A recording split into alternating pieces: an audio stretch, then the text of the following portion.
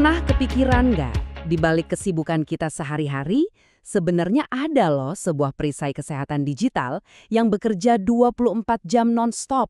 Nah, hari ini kita bakal ngintip cara kerja sistem pertahanan canggih Indonesia ini yang melindungi kita semua dari ancaman wabah penyakit. Coba deh bayangin, gimana caranya negara bisa tahu kalau misalnya diare di satu desa atau demam di kota kecil tiba-tiba berpotensi jadi ancaman buat seluruh negeri. Di mana sih titik kritesnya? Nah, jawaban dari pertanyaan ini adalah inti dari sistem pertahanan kesehatan kita. Jawabannya ada di tangan Kementerian Kesehatan. Merekalah yang jadi komandan di balik sistem peringatan dini yang super canggih ini. Sistem ini punya nama keren, SKDR, singkatan dari Sistem Kewaspadaan Dini dan Respons. Anggap aja ini kayak alarm kebakaran raksasa buat se-Indonesia. Bedanya, yang dideteksi bukan asap tapi bibit-bibit penyakit. Tujuannya simpel tapi penting banget, nemuin percikan api wabah sebelum apinya jadi kebakaran besar. Oke, biar lebih kebayang, kita bakal bedah sistem ini satu persatu. Kita mulai dari ancaman yang datang dari makanan dan air, lanjut ke penyakit dari gigitan hewan, terus penyakit yang harusnya bisa dicegah pakai imunisasi, sampai infeksi pernapasan. Dan yang paling seru, kita bakal cari tahu rahasia utamanya. Kapan tepatnya alarm bahaya itu dibunyikan? Oke, kita mulai dari yang paling dekat dan paling sering kita hadapi. Ancaman yang bisa aja datang dari apa yang kita makan dan minum setiap hari. Nah, di kategori ini, SKDR itu memantau beberapa tersangka utama. Mulai dari diare akut yang mungkin kita anggap sepele, disentri yang lebih parah, demam tifoid, sampai ancaman legendaris yang bahaya banget, kolera. Nah, ini nih yang menarik. Untuk penyakit kolera, sistem ini nggak cuma cari laporan diare biasa loh. Gejala kuncinya itu spesifik banget. Diare yang cair seperti air cucian beras. Detail-detail kecil kayak gini yang bikin deteksinya jadi jauh lebih akurat. Coba kita bandingin ya, untuk diare akut biasa, alarmnya baru nyala kalau jumlah kasusnya naik 2 kali lipat dari biasanya. Tapi, lihat deh, kolera, cuma butuh 1 kasus aja yang terkonfirmasi, itu udah cukup buat menetapkan status kejadian luar biasa atau KLB. Beda banget kan tingkat kewaspadaannya? Ancaman itu nggak cuma dari yang kita konsumsi. Lingkungan sekitar kita, terutama hewan, juga bisa jadi sumber penyakit. Sekarang, kita lihat gimana SKDR mengawasi ancaman dari gigitan dan kontak dengan hewan. Dan daftarnya lumayan panjang nih. Ada penyakit dari nyamuk, kayak malaria, denggi, dan cikungunya.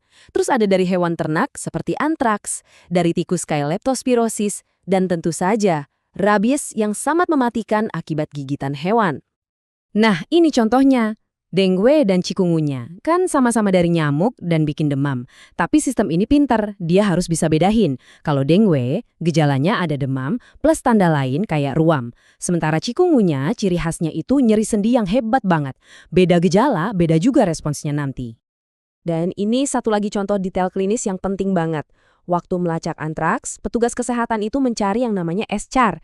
Ini bukan sekedar luka biasa, tapi kerak hitam kering yang sangat spesifik. Ini nunjukin betapa detailnya pengawasan yang dilakukan. Oke, sekarang kita pindah ke kategori penyakit yang sebetulnya harusnya nggak perlu ada lagi kalau program imunisasi kita semua berjalan lancar. Ini jadi pengingat betapa kuatnya peran vaksinasi. Ada campak, difteri, pertusis atau batuk rejan, polio, sampai tetanus pada bayi baru lahir. Semua penyakit berbahaya ini dipantau super ketat sama SKDR. Kenapa? Karena kemunculannya itu jadi sinyal kalau ada lubang dalam cakupan imunisasi kita. Untuk kategori penyakit yang barusan kita bahas, ada satu angka yang paling penting. Angka yang jadi penentu segalanya. Coba perhatiin baik-baik, angka itu adalah 1. Ya, 1. Angka ini artinya segalanya. Untuk penyakit yang sangat menular dan berbahaya seperti difteri, pertusis, dan polio, nggak ada toleransi sama sekali. Munculnya satu kasus tersangka aja, itu udah cukup untuk menyalakan alarm dan memulai investigasi. Sensitivitas sistemnya luar biasa tinggi untuk ancaman-ancaman ini. Terakhir, kita masuk ke ancaman yang penyebarannya paling cepat. Penyakit yang menular lewat udara dan menyerang sistem pernapasan kita. Begitu satu kasus muncul, penyebarannya bisa sangat cepat dan susah dikendalikan. Di sini, kita lihat penyakit yang lebih beragam. Mulai dari pneumonia dan flu biasa atau ILI yang sering kita dengar, sampai COVID-19 yang mengubah dunia. Ada juga penyakit lain seperti hepatitis, flu Singapura atau HFMD, dan meningitis. Oke, kita udah lihat apa aja yang dipantau. Sekarang kita sampai di bagian paling penting. Gimana caranya sistem ini memutuskan kapan waktunya beraksi, kapan alarmnya dibunyikan? Jadi kuncinya ada di sini. Ada 2 tingkatan alarm. Anggap aja kayak lampu lalu lintas. Pertama, ada nilai ambang batas. Ini lampu kuningnya. Kalau jumlah kasus melewati batas ini, pihak berwenang mulai waspada. Tingkat kedua, ada kriteria KLB. Nah, ini lampu merahnya. Kalau kriteria ini terpenuhi, maka secara resmi statusnya jadi wabah dan semua sumber daya langsung dikerahkan. Dan inilah alur kerjanya, dari awal sampai akhir. Semua berawal dari satu laporan di puskesmas. Data itu masuk, langsung dicek ke ambang batas. Kalau terlampaui dan kriteria KLB terpenuhi, status darurat diumumkan dan tim respons langsung bergerak. Inilah proses yang mengubah data mentah jadi aksi penyelamatan. Pada akhirnya, ya inilah inti dari semuanya. SKDR itu bukan sekedar sistem pengumpul data. Ini adalah sebuah mesin yang dirancang untuk mengubah informasi sekecil apapun dari laporan paling awal menjadi sebuah tindakan terkoordinasi yang bisa menyelamatkan banyak nyawa. Jadi, setelah kita paham cara kerja perisai ini, pertanyaan terakhirnya bukan untuk sistemnya, tapi untuk kita semua. Dengan mengetahui bahwa ada sistem yang melindungi kita, apa peran yang bisa kita mainkan?